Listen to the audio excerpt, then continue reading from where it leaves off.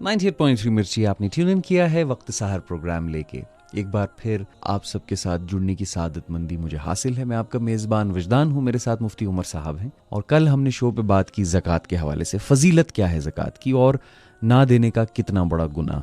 लेकिन आज कुछ ऐसी चीज़ें हैं जो लोग अक्सर भूल जाते हैं या लोग अक्सर पूछते भी हैं। तो मुफ्ती साहब अस्सलाम वालेकुम वरहमतुल्लाहि वबरकातुहू। वालेकुम अस्सलाम वरहमतुल्लाहि वबरकातुहू। मुफ्ती साहब, क्या हैं ऐसी चीज़ें, क्या हैं ऐसे कुछ सवाल जो बहुत आपसे पूछे जाते हैं, क्योंकि आपसे लोग बहुत पूछने आते हैं सवाल ज़कात के हवाले से? क्या ऐसे सवाल हैं? पहले मैं उन सवालों को हमारे लिसनर्स तक पहुंचाना चाहूँगा जो आप तक बहुत आते हैं।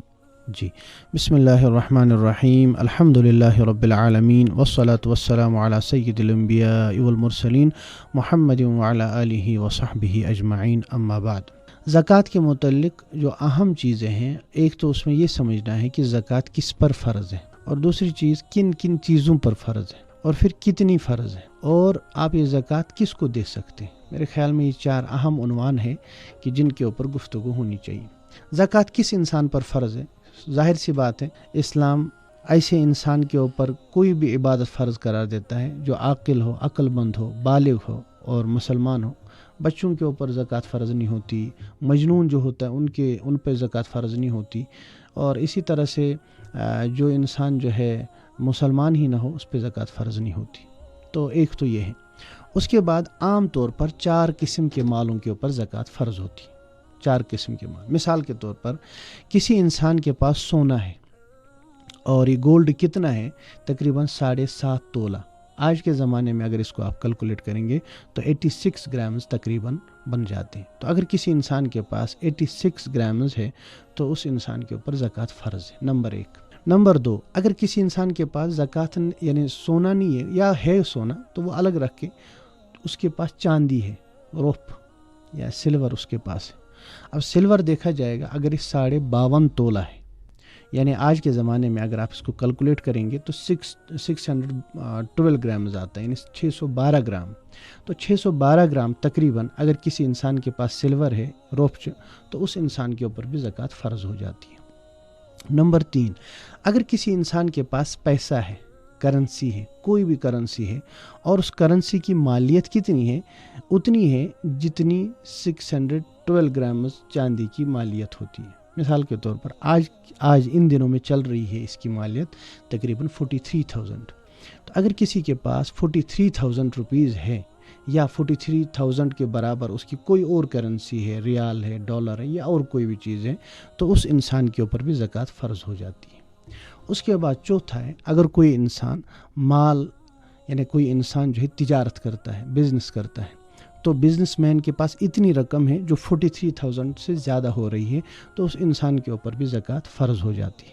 तो ये, और फिर 5वीं चीज़ ये है कि अगर किसी के पास इनमें से अलग अलग कुछ भी ना हो, बल्कि थोड़ा थोड़ा हो, थोड़ा सा सोना हो, थोड़ा सा चांदी हो या चांदी ना हो, थोड़ा सा पैसा हो या थोड़ा सा माली तिजारत हो, तो इन तमाम को जमा किया जाएगा, सारे को कैलकुलेट किया जाएगा। उसके बाद देखा जाएगा कि अगर 43,000 से ज़ायद हो रहा है तो उसके ऊपर भी ज़कात फ़र्ज़ हो जाती है।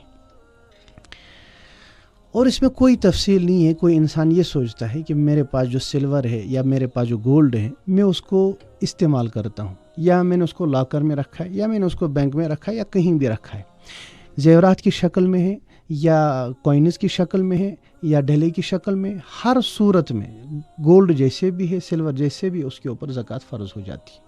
बिल्कुल इसी तरह से आपके पास पैसा है, आपके पास करेंसी है, वो करेंसी जिस शेप में भी हो, आपके पास करेंसी इंडियन रुपीज़ में है, आपके पास रियाल में है, आपके पास ये है, आपके पास बैंक में है, आपके पास घर के लॉकर में है, या आपके जेब में है, तो हर सूरत में इसके ऊपर ज़कात फ़र्ज़ हो जाती है। इसी तरह से माल तिजारत में, लेकिन तिजारत के माल में ये देखना लाजिम है कि इंसान किस तरह उसकी ज़कात निकालेगा। मिसाल के तौर पर किसी इंसान के पास दुकान है और दुकान के अंदर उसको हिसाब ये लगाना है कि मेरे दुकान के अंदर कुल मालियत कितनी है, दुकान के अंदर जो चीज़ें हैं, दुकान की नहीं, क्योंकि दुकान, और इसी तरह से ये भी ऐड कर लें आप, दुकान मिसाल के तौर पर, इसी तरह किसी का कारखाना है या इसी तरह से कोई टेक्निकल हैंड है और उसके पास फिर चीज़ें होती है, तो उन चीज़ों के ऊपर, उस कारखाने के ऊपर और उस दुकान की मालियत के ऊपर ज़कात नहीं है, वो तो उससे कमाता है, लिहाजा उसके ऊपर ज़कात नहीं है। مثال کے طور پر کسی کی گاڑی ہے، وہ گاڑی رینٹ پہ دیتا ہے، تو گاڑی پہ زکوٰۃ نہیں ہے، گاڑی سے رینٹ جو آئے گا اس کے اوپر زکوٰۃ ہے۔ اسی طرح سے کسی کے پاس کمپلیکس اپنا ہے تو کمپلیکس کی مالیت پہ زکوٰۃ نہیں ہے، بلکہ کمپلیکس سے جو آپ کو کرایہ آتا ہے اس کے اوپر زکوٰۃ ہے۔ تو اس میں مثال کے طور پر اگر کوئی انسان بزنس مین ہے، وہ کس طرح زکوٰۃ نکالے گا؟ نارملی بزنس مین یہ کرے گا کہ اس کے دکان کے اندر جتنی بھی چیزیں ہیں ان کو کیلکولیٹ کرنے کے بعد اس کا حساب لگائے گا۔ مثال 10 لاکھ روپے اس کی یعنی ہول اماؤنٹ بنتا ہے جو اس کی دکان کے اندر چیزیں ہیں، پلس وہ دیکھے گا کہ اس کے پاس کیش کتنا ہے، چاہے وہ کیش اپنے پاس ہو یا بینک میں ہو۔ مثال 1 لاکھ روپے کیش ہے تو یہ 11 لاکھ روپے ہو گئے۔ اس کے بعد اس میں پلس کرے گا جو اس کا گراہکوں کے پاس ہے، جو کسٹمرز کے پاس ہے اس کا، تو اس کے پاس مثال کے طور پر 4 لیکس 5 لاکھ روپے ہیں، تو وہ 4 لیکس 5 لاکھ روپے بھی اس میں ایڈ کرے گا، تو کل ملا کر 15 لاکھ روپے ہو گئے۔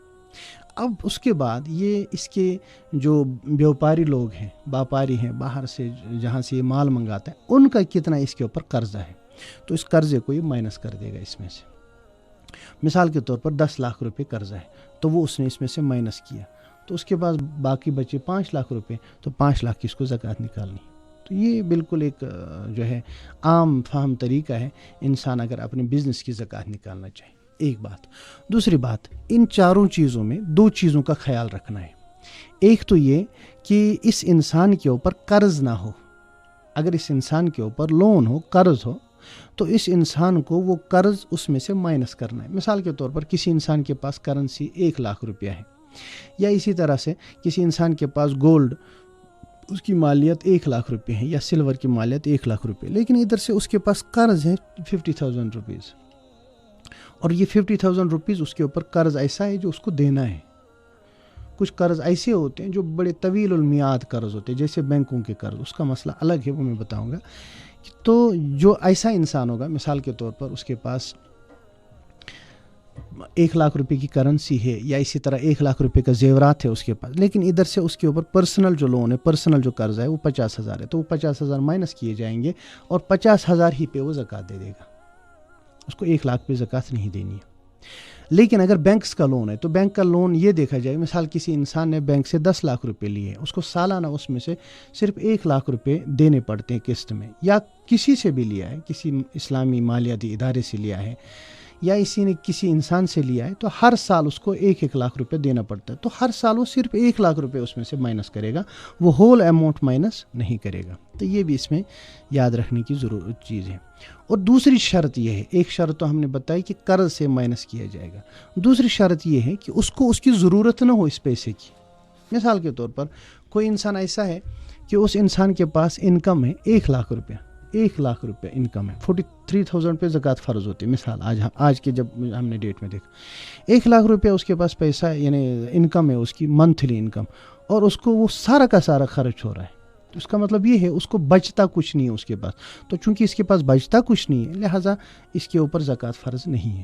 ایسا نہیں ہے کہ بھئی انکم ٹیکس جس طرح بھرتے ہیں، نہیں جائے آپ کے اوپر 1 لاکھ روپے آپ کے پاس آتے ہیں لہٰذا آپ کچھ بھی کریں، آپ اپنے پاؤں کاٹیں، آپ اپنی بازو کاٹیں، لیکن آپ زکوٰۃ دیں، نہیں، ایسا نہیں ہے، بلکہ جو آپ کے پاس بچتا ہے اماؤنٹ، جو رقم آپ کی کسی کام کی فی الحال نہیں ہے، اس کے اوپر زکوٰۃ فرض ہو جاتی ہے۔ اور اس پہ بھی جب کچھ عرصہ ایک پلس اس میں یہ کرنا ہے، ایک شرط اس کو ہم کہتے ہیں، یہ شرط یہ ہے کہ 1 سال گزرنا چاہیے، اور سال گزرنے کا مطلب کیا ہے؟